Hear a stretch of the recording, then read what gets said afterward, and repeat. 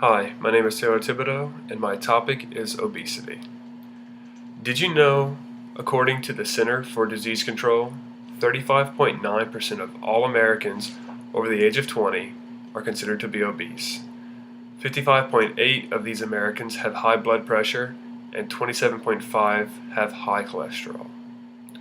What am I getting at? Obesity is the fifth leading risk for global deaths.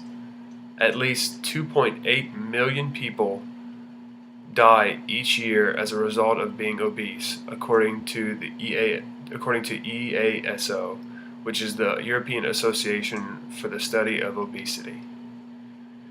Obesity is a label for a range of weight that is greater than what is generally considered healthy for a given height.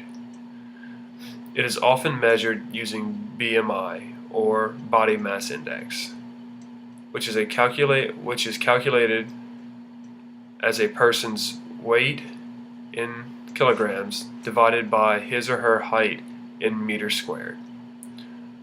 Obesity is defined as a chronic condition in which excess body fat has accumulated to the extent that it may have negative effect on health and increase the likelihood of certain diseases. Many of you have or know someone that has lost a family member due to obesity-related illnesses. You might even have a friend that is overweight or obese and have seen the impact it has had on their quality of life as well as their health. Well, health is not only relevant to you, but your family as well. Many of you are aware of this, but are you aware of how relevant it is to your pocketbook? According to the Center for Disease Control, in 2008, the overall medical care costs related to obesity for U.S. adults were estimated to be as high as $147 billion. People who are obese had medical costs that were $1,429 higher per year than the cost for people of normal body weight. Obesity has also been linked with reduced worker productivity and chronic absences from work.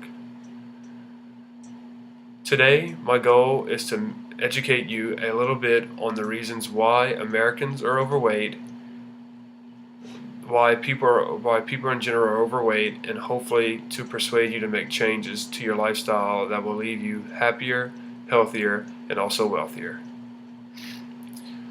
So one of the main causes of obesity is unhealthy lifestyles, and the main issue with that is eating habits. Today in America, we live in a fast food society.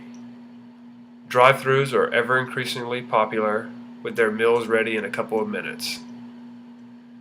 This food is high in fat, sugar, and salts, and low in protein, carbs, and vitamins, which your body needs.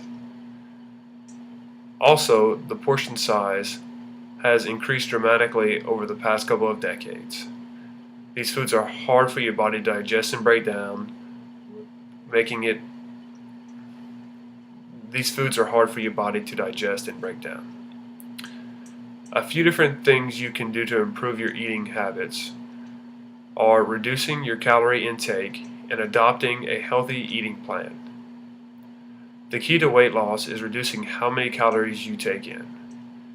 You should review your typical eating and drinking habits with your healthcare providers to see how many calories you normally consume and where you can cut back. A typical amount for weight loss in a woman is 1,200 to 1,500 calories and 1,500 to 1,800 calories for men. You can also adopt a healthy eating plan. Make your overall diet healthier.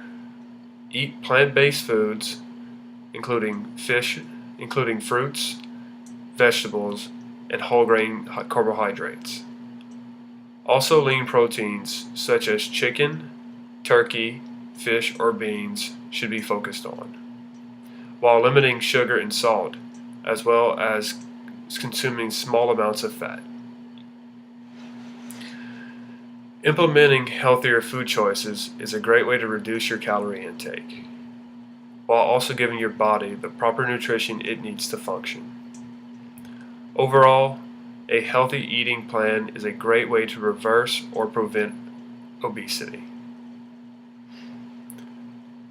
Another issue causing obesity is inactivity. A lot of people come home from work and are tired. They sit in front of the television, computer, or their actual job is sedentary, or they sit in front of a computer all day and then they go home and do the same for the next couple hours before they go to bed. Also, kids today are less active than they were a couple decades ago. Kids would rather play their video games, play on the computer, watch TV, rather than go outside and play football, play catch, or even just play tag, or just go outside and walk and just stay outside. Because being outside promotes a healthier and active lifestyle that is needed in today's society. So next we're going to talk about a few things that you can do to increase the number of calories you burn throughout the day. One of the main and best ways to do this is exercising. Any type of moving is good, but an exercise program will give many individuals the structure to continue exercising for many years. People who are overweight or obese need to get at least 150 minutes a week of moderate intensity physical activity to prevent further weight gain, or to maintain the loss of the modest amount of weight, to maintain a loss of a modest amount of weight. Exercise is great. It's also great for improving joint and mental health, as well as lowering your chances for cardiovascular disease. It is a fundamental part in losing weight and keeping it off. But if you are one of those people who think that they don't have enough time in their day to work out, or that working out requires you to spend hours at the gym, this is a common misconception. There's simple things you can do to increase the number of calories you burn throughout your day. There's simple things that you can do that part of your daily activities to burn more calories. You can simply choose to park further from work, take the stairs over riding the elevator, or simply walking to go to speak to someone at work instead of calling them will burn extra calories. The main thing to do when trying to increase your exercise and daily physical activity is to find something that you like, and that is fun, so you're more likely to stick with it.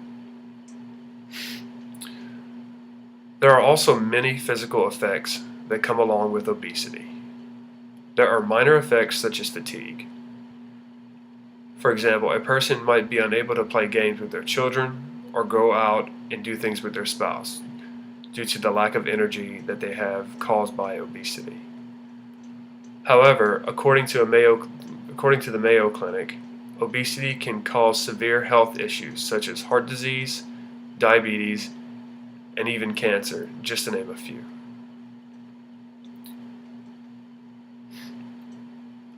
There are also mental and social effects related to obesity. People who are obese often suffer from damaged self-esteem and also are unable to relate to other people as well as they could. They feel very self-aware and they do not feel comfortable around other people.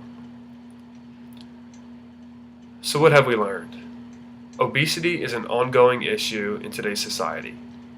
There are many health consequences of obesity, including cardiovascular diseases, diabetes, and cancer, which are some of the leading causes of death each year. Obesity seems to be something that cannot be beaten, but by changing your eating habits and increasing the amount of physical activity you perform each week, you can prevent or start to reverse the health consequences of obesity. Thank you.